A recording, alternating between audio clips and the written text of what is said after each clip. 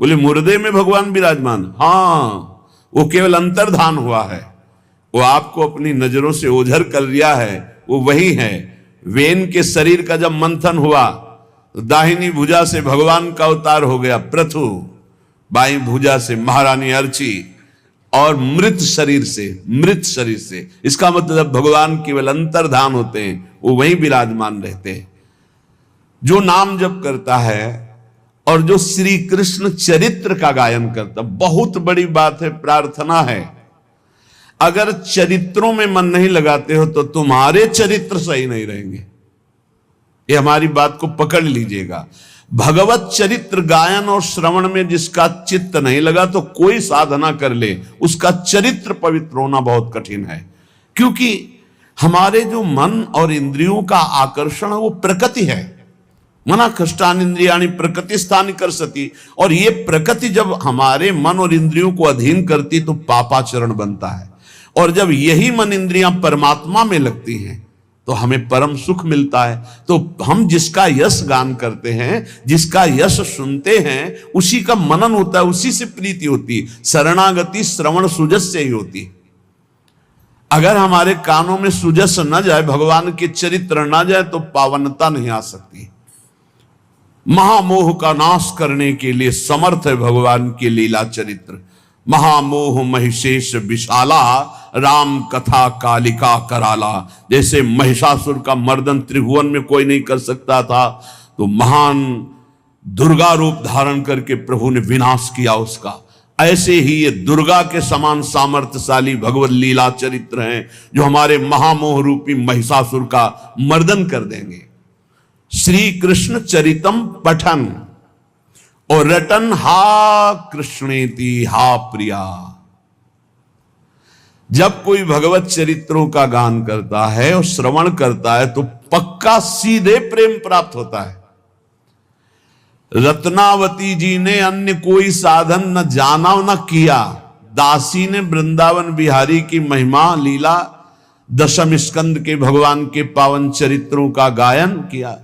तो श्रवण करते करते दासी के हृदय में जो अनुराग था उससे कई गुना बढ़कर अनुराग महारानी के हृदय में हो गया। दासी दासीपना तो नहीं छोड़ पाई थी रानी के, लेकिन रानी ने रानीपना छोड़कर मुंडन करवा के संतों के बीच में बैठ गई, संपूर्ण संसार से विमुख होकर, एकमात्र प्रभु के सन्मुख होकर। ये बहुत बड़ी बात है। मथुरा के ब्राह्मण बड़े याज्ञिक कर्मकांडी विद्वान, वैदिक सिद्धांत से चलने वाले, कहीं एक अंकुर प्रेम का नहीं था। और उनकी पत्नियां केवल भगवत चरित्र सुनती थी तो भगवत साक्षात्कार हुआ, भगवत प्रेम में डूब गई। भगवत चरित्र श्रवण मात्र से धुंधकारी को परम पद की प्राप्ति हुई। कितने ऐसे पतित जो भगवत चरित्र सुनने मात्र से महान पावन करने वाले बन गए, पावन करने वाले बन गए। इसलिए श्रीपाद कह रहे निर्वधि पठन कृष्ण चरितम, जो सदैव श्री कृष्ण चरित्र का पठन और श्रवण करता रहता है। ये हमारा व्यसन हो जाए। आशा बसन व्यसन यात नहीं, रघुपति चरित होए ता सुनहि। सनकादि का नशा है हरि शरणम, नशा है भगवत चरित्र कथन और श्रवण। चार हैं सनक सनंदन सनातन सनत कुमार, तीन श्रोता बन गए एक वक्ता। ऐसे ही महादेव जी को नशा है कथा कहने का। अंबा बैठकर कथा सुन रहे हो आप, अमृतमय भगवत लीला चरित्रों का गायन कर रहे हैं। जितने भी महापुरुष हैं बिना भगवत चर्चा के नहीं रह सकते। काकभूषुंड जी चर्चा कर रहे हैं, बड़े बड़े परमहंस जो है आकर के भगवत चर्चा सुन रहे हैं। ये भगवत चर्चा बहुत अमृतमयी है। कई संतों ने तो भगवान से कहा मुझे फिर जन्म दो, क्योंकि आपके वैकुंठ में आपके भक्तों के द्वारा गाई हुई आपकी चर्चा सुनने को हमको रसमयी नहीं मिलेगी। प्रभु मुझे फिर मृत्यु लोक में जन्म दो कि मैं आपकी भक्ति करूं और भक्तों का संग प्राप्त करके आपके लीला चरित्रों का गायन और श्रवण करता रहूं। है कोई नशा भगवत चरित्र में है जो सबको असत मार्ग से हटाकर सत्य में स्थित कर देता है। इसीलिए श्रीपाद कह रहे पठन कृष्ण चरितम रटन हा प्रिया हा कृष्णेति। ये हा शब्द हृदय से निकलता है। ये कभी जब आप ऐसी विषम परिस्थिति में फंसे हों, निकलने के कोई चांस ना हो और एकमात्र सहारा प्रियालाल का हो, फिर अपने आप निकलेगा। हा किशोरी जू, हा स्वामिनी जू, मेरी गति तो आप ही हो स्वामिनी जू, बस कृपा कर दो, मुझे इस प्रपंच से हटा के अपने चिंतन में लगाओ लाडली जू। ये जब अंदर से प्रकट होता है ना हा हा, तो ये सब मिटा देता है वासनाओं को। अंदर से जब प्रकट होता है, हम रोज निरंतर नाम जप करते, कभी एक बार अंदर से आ जाए, 24 घंटे में आर्त भाव से एक बार पुकार लूं, तो प्रतिपद मटश्चापि परितः लुठन रासस्थल्याम, वो चलते चलते इतना शिथिल हो जाता है, थक नहीं, शरीर में इतना प्रेमावेश हो जाता है, खड़े रहने की सामर्थ्य नहीं, इस भूमि पे बैठ गया और लौट रहा, हा प्रियाजू, हा कृष्ण, भगवत चरित्र सुनने वाला, हा प्रिया, हा कृष्ण, ऐसा रटने वाला श्रीधाम वृंदावन की भूमि में लौटता है। लुठन रासस्थल्याम त्रुटन नाना ग्रंथि, ये जो नाना प्रकार के बंधन थे, काम के, क्रोध के, लोभ के, मोह के, मद के, मत्सर, सब नष्ट हो गए। राधा राधा त्रुटन नाना ग्रंथि स्फुट अमल भावोश्रु निभैर, अब निर्मल भाव में अश्रु प्रवाह हो रहा है। लाडली मेरी प्रिया जो नटन गायन वृंदावन मति महान पंकिलयति, नाचता है एकांत में अपने प्रिया प्रीतम के लिए, गाता है प्रिया प्रीतम के लिए, आनंद की उमगन में गायन होता है। जब प्रीतम सामने होते तब नृत्य होता है, और प्रीतम की रूप माधुरी, गुण माधुरी जब हृदय में अपना प्रभाव दिखाए हुए तो उसी का गायन होता है। फिर इतना रोना आता है कि वृंदावन मति महान पंकिलयति, वो अपनी अश्रुधारा से जहां बैठता है वहां गीली भूमि कर देता है। इतना अश्रु, आनंद अश्रु, विरह अश्रु, दो प्रकार के अश्रु होते हैं। एक मिलन की प्रबल आकांक्षा में रुदन, रुदु सुश्रम राजन कृष्ण दर्शन लालसा, और एक आनंद अश्रु, निर्खत नित्य विहार पुलकित तन रोमावली, आनंद नयन सुधार, ये आनंद अश्रु छाए हैं प्रिया प्रीतम, अद्भुत आनंद में रो रहा है। वो कोई दुखी नहीं है, वो कोई चाह नहीं कर रहा, कोई चाह नहीं, अचाह स्थिति का रुदन। इसलिए कह रहे हैं, हे भाई मेरी बात मान लो, त्वया कंठम पीतम यदि परम पीयूष मपिकिम, तुम जो चाह कर रहे हो कि अगर ये मिल जाए तो मैं बहुत आनंद में हो जाऊं, तो मैं तुम्हें बता दूं, यदि तुम अमृत पान कर लो तो भी तुम विषयी और भयभीत रहोगे। क्या देवता अमृत पान नहीं किए क्या? क्या वो विषयी नहीं है क्या? क्या वो भयभीत नहीं है क्या? अरे काल चक्र से तो ब्रह्मा भी भयभीत है, औरों की तो बात जाने दो। श्रीपाद कह रहे हैं मेरी बात मान लो, यदि तुमने त्वया कंठम, यहां तक अमृत पी लिया हो, परम पीयूष मपिकिम, अमृत पान कर लिया हो भरपेट कंठ तक, और तो यद्युर्वश्यास्तन युगलमाश्लेषि कीमतः, एक दूसरी सबसे बड़ी आकांक्षा होती है कि अगर सुंदर भोग करने को मिल जाए तो ऐसी सुंदरी त्रिभुवन में नहीं जैसी उर्वशी जी हैं। क्योंकि एक बार नर नारायण भगवान तपस्या कर रहे थे, अब भी तपपरायण हैं,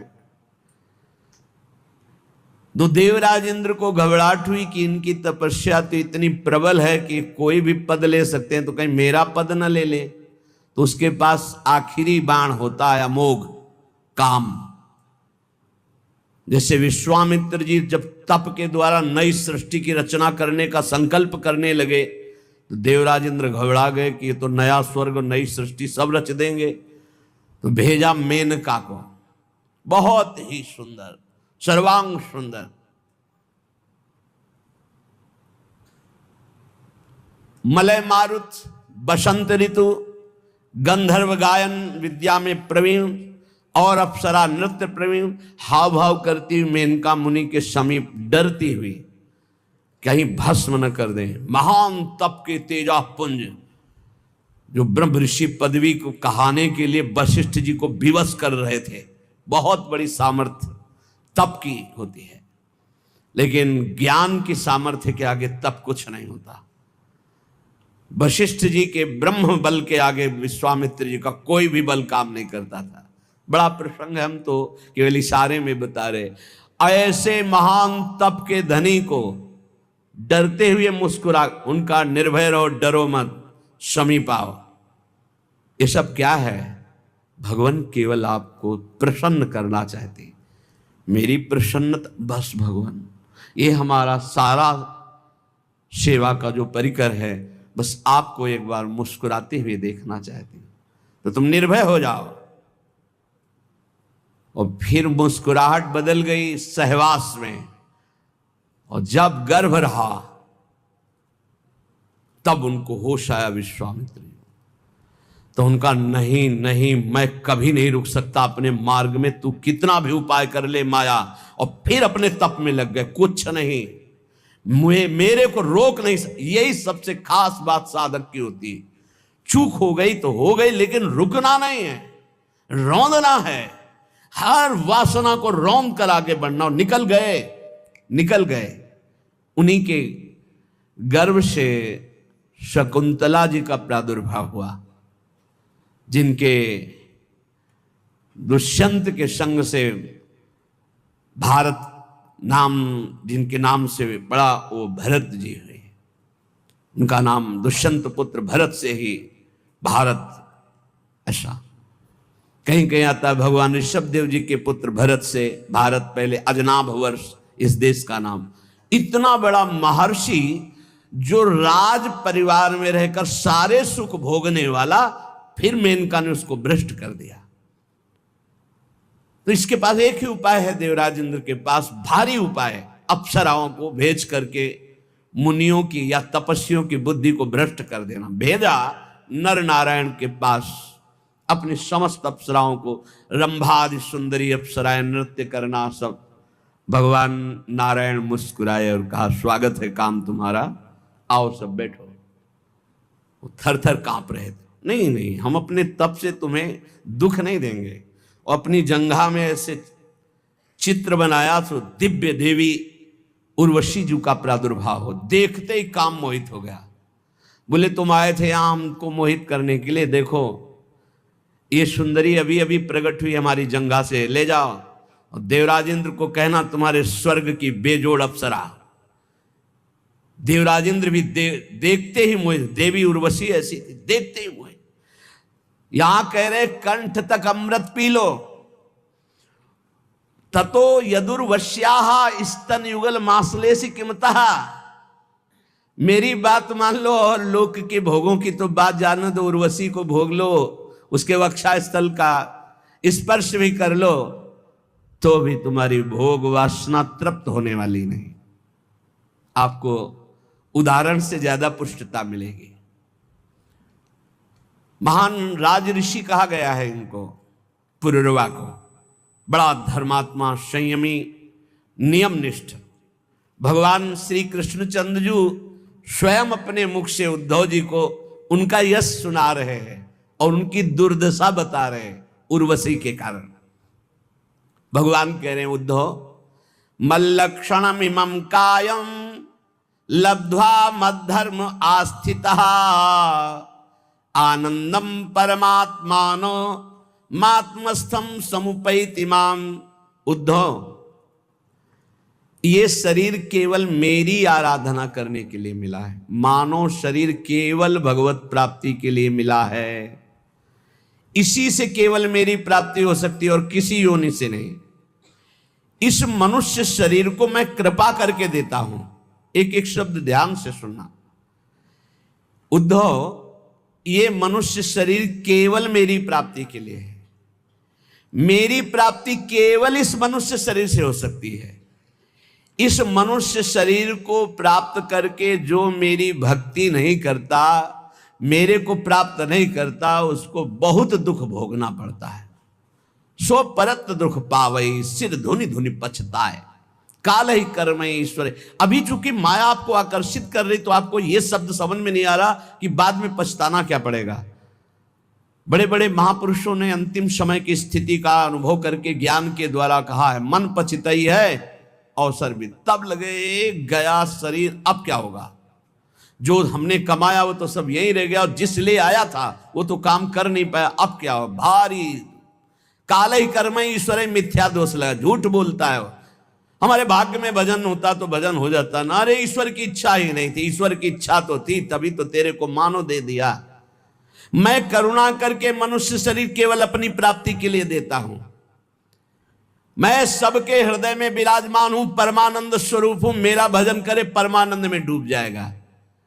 लेकिन गुणमय्या जीवयोन्या विमुक्तो ज्ञान निष्ठया गुणेषु माया मात्रेषु दृश्यमानेषु वस्तुतः वर्तमानेपि न पुमान युज्यते वस्तुभिर्गुणै।